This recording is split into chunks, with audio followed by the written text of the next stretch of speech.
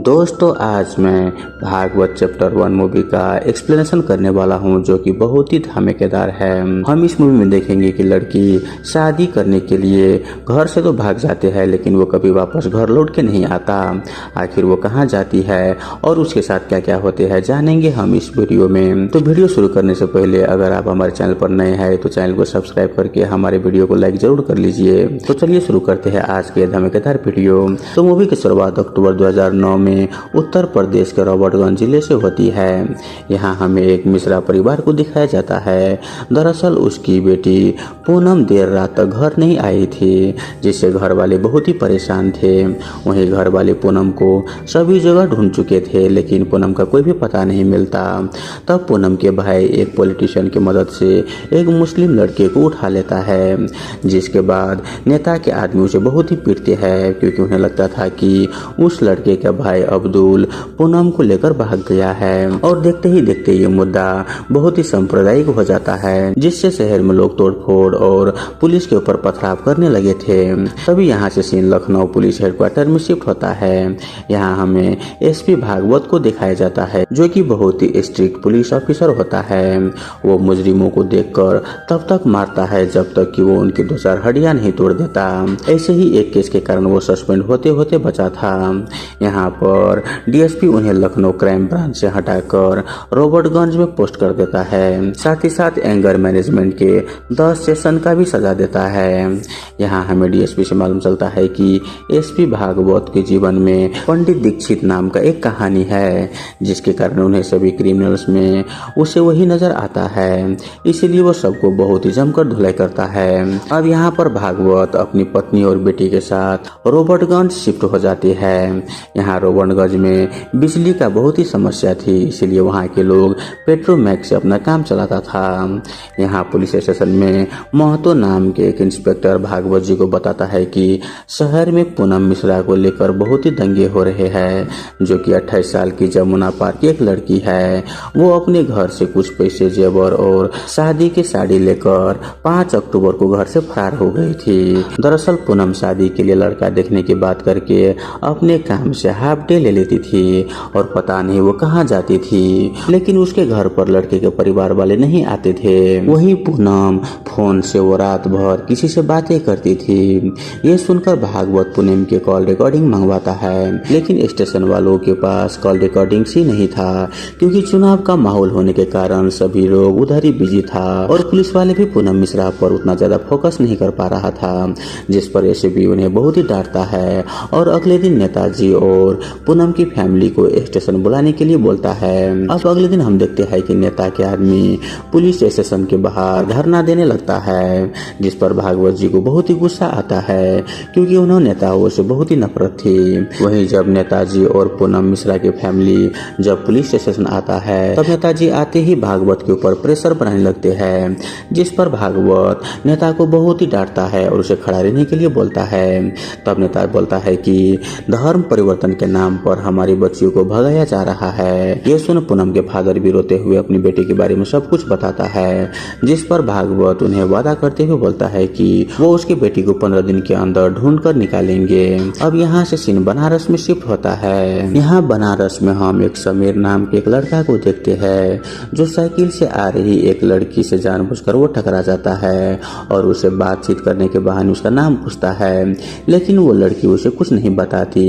लेकिन समीर हर दिन उस लड़की का जानबूझकर इंतजार करने लगता है और आखिरकार एक दिन वो लड़की उसे अपना नाम मीरा बता ही देती है जिसके बाद समीर उसे गंगा किनारे मिलने के लिए कहता है। वहीं दूसरी तरफ भागवत जी पूनम के कॉल रिकॉर्डिंग्स के आधार पर वो परवीन साहू को खोजबीन करने लगते हैं जो कि एक भट्ठे में काम कर रहा था। वो लोग परवीन से मिलकर उसे धमकाता है। तब परवीन उसे बताता है कि यह नंबर तो मेरी बहन कौशल्या इस्तेमाल करती थी जो कि 7 महीनों से गायब है जिसकी मैंने 2 फरवरी को एफआईआर भी लिखवा दी थी। वहीं उधर मीरा समीर से मिलने गंगा किनारे जाती है क्योंकि वो भी कहीं न कहीं उसे प्यार करने लगी थी। दोनों ही वहां पर मिलके बहुत ही ज्यादा बातचीत करते हैं लेकिन तभी वहां पर मीरा के घर वाले आ जाते हैं जो वहां पर समीर को बहुत ही बुरी तरीके से पीटता है और उसके मुंह पर काली पोत देता है। वहीं घर आकर मीरा समीर से बात करते हुए बहुत ही रोती है। वहीं दूसरी तरफ महतो कौशल्या की कॉल डिटेल के आधार पर 2 सस्पेक्ट को निकालता है, जिनमें से एक सिरसा की संध्या लोहिया और दूसरा धौलापुर की संतोष पुजारी था, जिससे कौशल्या से बहुत ही बातचीत होती थी। तब यहाँ पर ये लोग उसे खोज निकालता है, जिसके बाद भागवत जी संतोष के घर पर जाता है। तब उन्हें मालूम चलता है कि संतोष लड़का नहीं बल्कि एक लड़की है, जो कि एक टीचर थी और वो भी 1 साल से लापता है। अब यहाँ पर भागवत जी का दिमाग खराब हो जाता है। उसके बाद वो संध्या के घर पर भी जाता है, जहाँ पर उसे ये मालूम चलता है कि वो तो पिछले 7 साल से घर से भाग चुकी है। अब ये सब देखकर भागवत शॉक हो जाता है। वो समझ ही नहीं पा रहा था कि आखिर ये सारी लड़की एक एक करके कहाँ पर गायब हो रही है। तब वो और ज्यादा छानबीन करने लगते हैं, जहाँ पर उन्हें निशा, मालती, पूजा जैसी बहुत सारी लड़कियों के बारे में मालूम चलता है, जो सारे लड़की एक एक करके घर से बाहर तो निकली, लेकिन वो कभी भी वापस घर लौट कर नहीं आई। इसीलिए भागवत जी इन सारी लड़कियों के बीच का कनेक्शन ढूंढने में लग जाता है। उसी दौरान महतो भागवत जी को बताता है कि एक ऐसे ही घटना कन्नौज में स्थित सिकरी गांव में हुई थी, जहां 14-15 साल की 7-8 लड़कियां एक साथ गायब हुई थी। उन्हें बहुत ही ढूंढा गया, लेकिन उनका कुछ भी मालूम नहीं चला। और फिर दशहरे के दिन जब रावण को जलाया गया, तो उसकी टुंडी से 3-4 रॉकेट निकलकर मंदिर के पर्दों में घुस गया, जिससे वहां पर भीषण आग लग गई और उस आग के लपेटे में लकड़ी की कुटिया भी जल गई, जिसके अंदर से 3 लड़कियां का कपड़ा मिला था। यह देख लोग समझ गया कि कोई नपुंसक आदमी था, जो तंत्र विद्या के आधार पर लड़कियों की बलि देकर अपनी मर्दानगी वापस ला रहा था, या फिर उन लड़कियों को बेच रहा था। जिस पर भागवत बताते हैं कि इसके पीछे कोई तंत्र नहीं था, बल्कि पंडित दीक्षित नाम का एक आदमी था। आज तक उनमें से कोई भी बच्ची नहीं मिली। उन 8 बच्चियों में से मेरी बहन मोना भी थी। यह सब कहते हुए भागवत जी की आंखों में आंसू आ जाते हैं, और इसीलिए भागवत जी को पंडित दीक्षित से इतनी नफरत थी। वहीं आगे भागवत जी को संध्या के घर से मंडवाडी की कविता शास्त्री का फोटोग्राफर का नंबर मिलता है, जिसके बाद भागवत जी कविता और उन गायब हुई लड़कियों को तलाशने के लिए मंडवाडी के रेड लाइट एरिया में छापा भी मारता है, लेकिन वहाँ पर उसे कोई भी लड़कियां नहीं मिलता। वहीं दूसरी तरफ मीरा समीर से मिलने जाती है, जहाँ पर समीर मीरा से भागकर शादी करने के लिए रिक्वेस्ट करता है, जिस पर मीरा तैयार भी हो जाती है। वहीं उधर भागवत को कविता मिल जाती है, जिसे वो उठा लेते हैं, जिसके कॉल डिटेल से उन्हें सूरज जायसवाल नाम के एक लड़की के बारे में मालूम चलता है, जो कि कविता के पास कुछ अजीब तरह का फोटोज डेवलप करवाने के लिए आया था, लेकिन कभी वो फोटो वापस लेने के लिए आया ही नहीं। उन्हें 2 मोबाइल्स के IMEI नंबर भी मिल जाते हैं, लेकिन दोनों ही बंद थे, और दशहरे के दिन वो मोबाइल ऑन होता है। वहीं उधर समीर मीरा के साथ भागकर देवलोक लॉज में ठहरता है। वहां पर समीर मीरा के साथ फिजिकल भी होता है। वही वहां पर भागवत को वो मोबाइल वाला इंसान मिल जाता है, जो बताता है कि वो फोन मेरे दोस्त कोस्को का है, जिसके फोन से मालती और चंदा नाम की लड़कियों से बात हुई थी। तब भागवत जी कोस्को को भी उठवा लेता है, जो उन्हें बताता है कि यह फोन उन्हें एक आदमी से लड़ाई के दौरान मिला था, क्योंकि उसने मेरी गाड़ी को अपनी स्कूटर भिड़ा दी थी, जिस पर नेताजी का फोटो भी थी। तब यहाँ पर भागवत को कविता के स्टूडियो से मिली हुई फोटो की याद आती है, जिसमें एक फोटो में स्कूटर था, जिस पर नेताजी का फोटो भी लगी थी। और यहाँ पर महतो उस स्कूटर का डिटेल निकलता है, जो कि राजकुमार सतरिया नाम के इंसान के ऊपर था, और उन्हें स्कूटर का ओनर का फोटो भी मिल जाता है, जिसको देखकर कविता बता देती है कि हाँ, यही वो सूरज है जो कि मेरी दुकान पर आया था। वहीं उधर हम सूरज यानी कि राजकुमार को देखते हैं, जो कि असल में मीरा का समीर था। उसकी शादी भी हो चुकी थी और उसकी एक बेटी भी था। यहाँ पर वो घर आकर अपनी पत्नी सुमित्रा को एक चेन गिफ्ट करता है, जिस पर सुमित्रा बहुत ही खुश हो जाती है, और वो दोनों वहाँ पर रोमांस करने लगते हैं। वहीं दूसरी तरफ महतो भागवत जी को बताता है कि राजकुमार एक टीचर है, जिसकी 2 शादियां हुई थी। पहली वाली पत्नी रीवा में रहती है, जबकि दूसरी भदोही में सुमित्रा है, जिसके यहाँ राजकुमार महीने में बहुत ही कम आता है। और कमाल की बात यह है कि दोनों बीवियों को एक दूसरे के बारे में सब कुछ पता है, लेकिन रीवा और भदोही से कोई भी लड़की गायब नहीं हुई है। राजकुमार की उसके मोहल्ले में बहुत ही इज्जत है। दरअसल लोग समझते हैं कि वो बहुत ही भले आदमी है, क्योंकि राजकुमार गलत काम अपने गांव के बाहर ही करता था। सबको पता था कि वो एक टीचर है, लेकिन वो कहाँ पर पढ़ाता है किसी को भी मालूम नहीं। असल में यह इंसान दो मुहा सांप है। अब यहाँ पर कविता की मदद से भागवत की टीम राजकुमार को एक छेड़खानी के केस में अरेस्ट कर लेता है और उससे नंगा करके स्टेशन में रखता है। उसे न ही खाने देता है और न ही सोने। वहीं पुलिस की टीम सुमित्रा के घर पर तलाशी भी लेती है, जिससे घर से बहुत सारे गहने भी मिलता है। जिसके बाद भागवत जी राजकुमार को दोनों पत्नियों के स्टेशन बुलाकर पूछताछ करते हैं। वहां पर सुमित्रा कहती है कि मुझे तो केवल गहने चाहिए, राजकुमार से कोई मुझे लेना देना नहीं है। जिसके बाद भागवत राजकुमार के सामने सुमित्रा को बहुत ही टसर करता है। तब राजकुमार बताता है कि पूनम की शादी नहीं हो रही थी, जिस पर मैंने उसे शादी का झांसा देकर उसे फंसा लिया और शादी करने के लिए उसके साथ भाग गया। उसके बाद हम एक लॉज में ठहरे, वहां पर हम दोनों के बीच एक रिश्ता बना। अगले दिन मैंने उसे अपने गुरुजी से मिलने के लिए बस पकड़ने के लिए क्रांतिपुर बस अड्डे ले आया।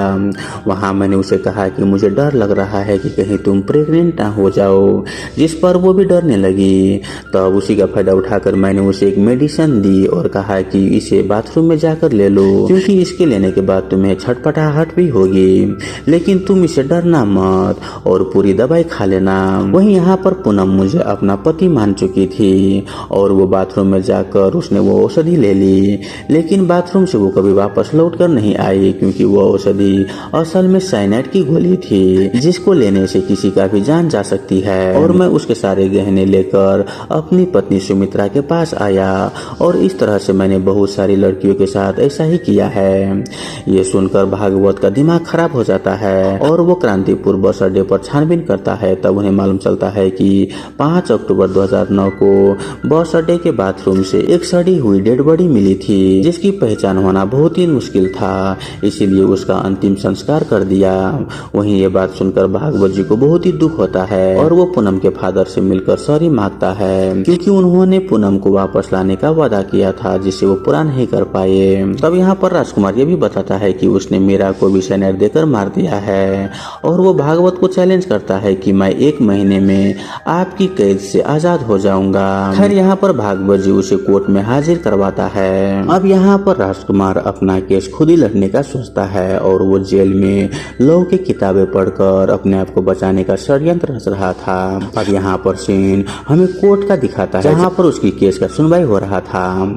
वहाँ बस अड्डे के कर्मचारी से लेकर साइनाइड बेचने वाले खालिद तक को राजकुमार बहुत ही चालाकी से कोर्ट में झूठा साबित कर देता है, जिसे देखकर भागवत के साथ वकील भी हैरान हो जाते हैं।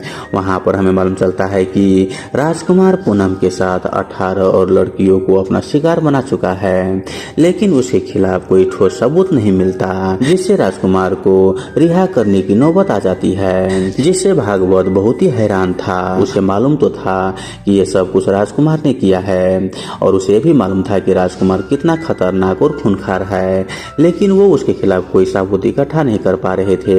जिसके बाद भागवत जी क्रांतिपुर बस अड्डे जाते हैं। वहाँ उन्हें एक कांस्टेबल मिलता है जो उसे बताता है कि एक रात हमें एक बेहोश लड़की बाथरूम से जिंदा मिली थी, जिसे हमने हॉस्पिटल में एडमिट करवाया। जिसके बाद भागवत जी हॉस्पिटल जाते हैं। वहाँ पर वो नीलिमा नाम के एक डॉक्टर से मिलता है जो उस लड़की को अपने साथ लेकर गई थी। वहाँ पर वो बताती है कि उस लड़की का नाम सालू है, जिसे बचपन से ही दवाई और गोलियों से बहुत ही डर लगता था, इसीलिए उसने साइनाइड की गोली को केवल चाटा ही था, जिस कारण वो 40 दिनों तक कोमा में रही। लेकिन होश आने के बाद वो डिप्रेशन में चली गई और वो हमेशा रोते ही रहती थी। वहीं जब वो ठीक हुई तो उसकी बहुत ही मुश्किल से शादी हुई। वो अपने पास्ट को अब भूल चुकी है। उसकी एक बच्चा भी है, लेकिन उसके हस्बैंड को उसके पास्ट के बारे में कुछ भी मालूम नहीं है। जिसके बाद भागवत जी सालू से मिलने जाता है, जो कि असल में मीरा थी। वहाँ भागवत जी मीरा को बताते हैं कि राजकुमार ने अब तक 19 लड़कियों को अपना शिकार बना चुका है। उसे सजा दिलाने का एकमात्र गवाह तुम ही हो, लेकिन उसके सच्चाई सामने आने के डर से मीरा कोर्ट जाने से मना कर देती है। तब यहाँ पर भागवत जी उसे मरी हुई लड़कियों को फोटोग्राफ्स देकर वहाँ से चले जाते हैं। वहीं जब मीरा मरी हुई लड़कियों को फोटोग्राफ देखती है तो उसे बहुत ही धक्का लगता है, जिसके कुछ दिनों के बाद मीरा कोर्ट में आकर गवाही दे देती है, जिसे देखकर राजकुमार चौंक जाता है, क्योंकि उसे अंदाजा ही नहीं था कि मीरा जिंदा है, क्योंकि वो एक बार एक लड़की को बेहोश करके लूटने के चक्कर में जेल जा चुका था। तब से उसने कसम खाई थी कि वो अपना शिकार को जिंदा नहीं छोड़ेगा। जाएगा। खैर यहाँ पर मीरा की गवाही पर राजकुमार को मौत की सजा हो जाती है, जिस पर भागवत समेत पूरा कोर्ट खुश हो जाता है। और इसी के साथ ही मूवी यहीं पर खत्म हो जाता है। तो दोस्तों आई होप आपको ये मूवी एक्सप्रेशन वाला वीडियो अच्छा लगा हुआ हो। अगर आपको वीडियो अच्छा लगे तो वीडियो को लाइक करके हमारे यूट्यूब चैनल को सब्सक्राइब जरूर कर लीजिए। धन्यवाद।